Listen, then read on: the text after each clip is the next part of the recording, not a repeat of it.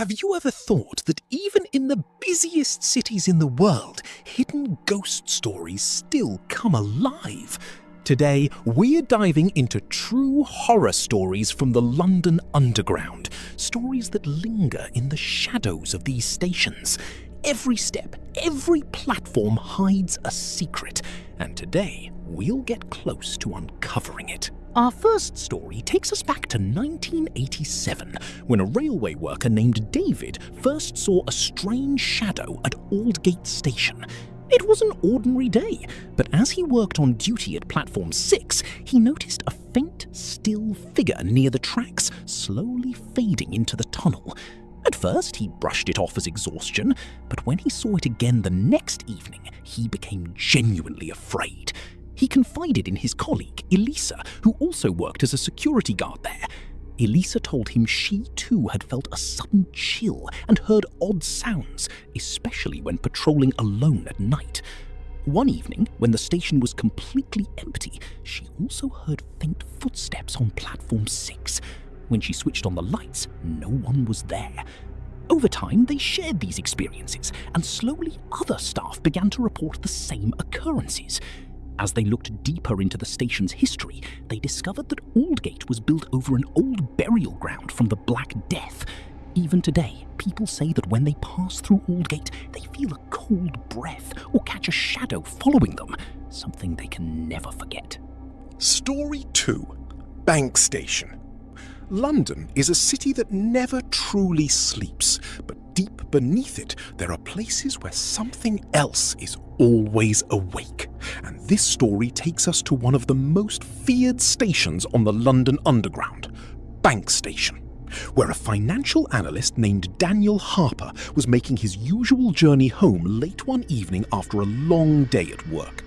Tired and distracted, he walked through the endless underground corridors. But that night, something felt different. The station was unusually quiet, almost unnaturally silent, as if the normal life of the place had suddenly paused.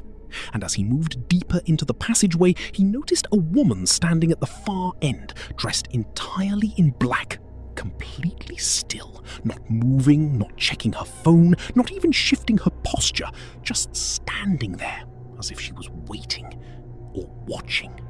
And for a brief second, Daniel felt like she was looking directly at him, which made him slow down, his instincts telling him something wasn't right. And then, without any warning, the woman turned and calmly walked straight into the wall beside her and disappeared completely, as if she had never been there at all. Daniel froze in place, his heart pounding as he rushed forward to the exact spot, only to find nothing but a cold, solid wall. No door, no opening, nothing that could explain what he had just seen. Shaken and trying to convince himself it was Story 3. Covent Garden.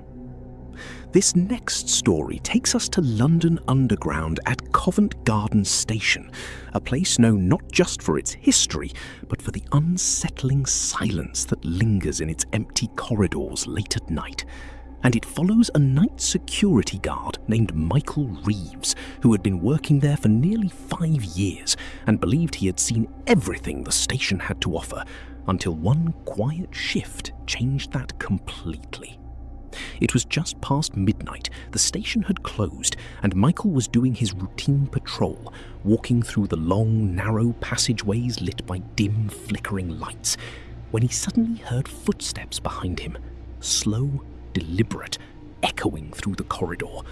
At first, he assumed it was just another staff member, but when he turned around, there was no one there.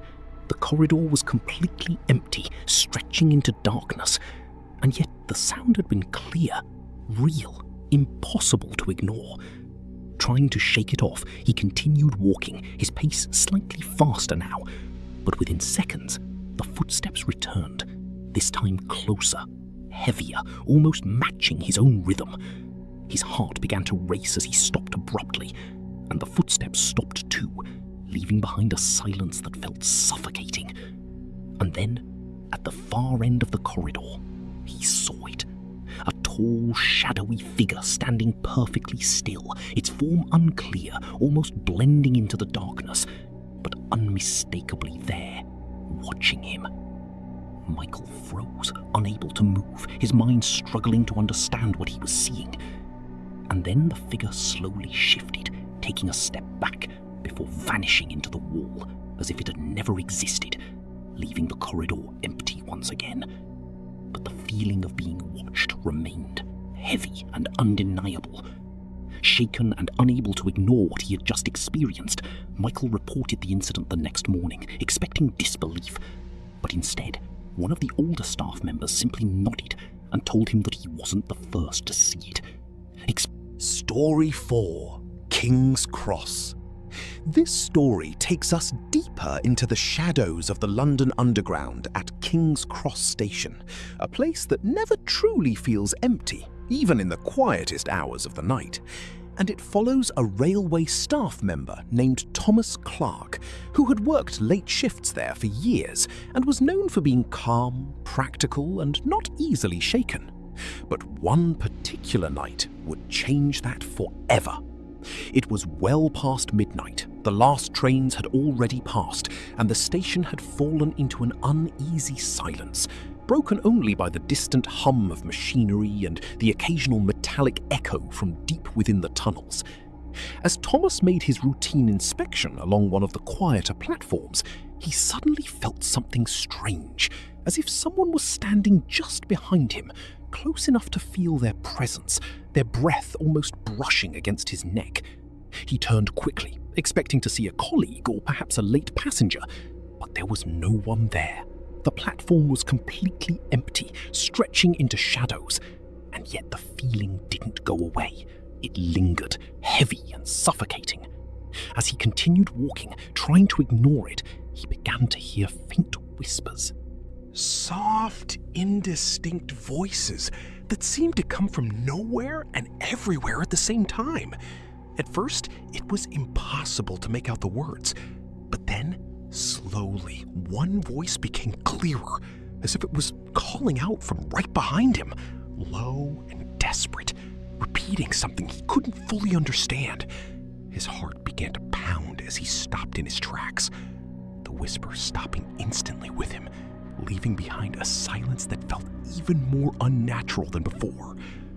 And then, just as he started moving again, he heard it clearly this time. A voice right next to his ear, calling his name. Thomas. He spun around in shock, but once again, there was no one there. Only the empty platform and the cold air pressing in around him. Shaken to his core, he quickly left the area and reported what had happened the next morning, expecting it to be dismissed. But instead, an older supervisor listened carefully and then revealed something that made the experience even more disturbing, explaining that years ago, a passenger had mysteriously disappeared within the station, never found, never explained. And since then, multiple staff members had reported hearing whispers, feeling a presence behind them, and even hearing their own names being called in the darkness, as if something was still there, trapped within the station, searching, waiting, and calling out to anyone who walks those empty platforms alone. And some believe that if you hear your name at King's Cross, you should never turn around, because whatever is calling you might be closer than you think. Story 5: Liverpool Street. This final story takes us beneath one of the busiest stations on the London Underground, Liverpool Street, a place where thousands pass every day completely unaware of what lies buried beneath their feet. And it follows a maintenance worker named Arthur Bennett, a quiet, experienced man who had spent over a decade working in the underground tunnels and had never once believed in ghost stories, until one late shift forced him to question everything. It was close to 2 a.m., long after the last trains had gone, and Arthur had been assigned to inspect a restricted service tunnel beneath the main station, an area rarely used and mostly forgotten, where the air felt heavier and the silence deeper than anywhere else. As he moved further inside, with only his flashlight cutting through the darkness, he began to notice something unusual. A faint sound echoing through the tunnel, almost like distant voices, too low to understand but impossible to ignore. At first, he assumed it was just the sound of pipes or air moving through the system, but as he continued walking, the whispers grew clearer, forming what sounded like multiple voices speaking at once, overlapping, urgent, as if trying to be heard. Arthur stopped, listening carefully, his grip tightening on the flashlight as the temperature around him seemed to drop suddenly, a cold chill spreading through the air. And then, without warning, the whisper stopped completely, replaced by a single distinct sound, a slow, deliberate right behind him. He turned instantly, shining his light into the darkness. But there was nothing there. Only the empty tunnel stretching back into blackness. His heart racing now, he began to walk faster, trying to leave the area, but as he did, he noticed something that made him freeze in place.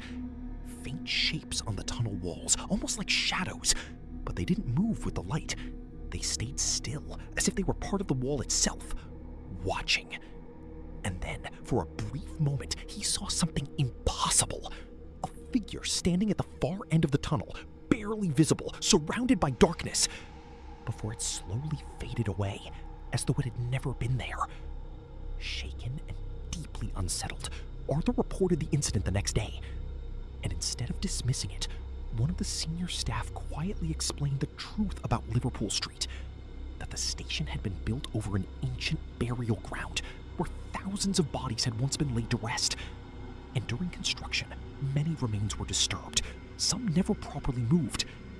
And since then, workers and engineers have reported hearing voices, seeing figures in the tunnels, and feeling an overwhelming presence beneath the station, as if something still lingers there, unable to leave. And some believe that late at night, when the station falls silent, those voices don't disappear. They're still there, waiting, just beneath the surface.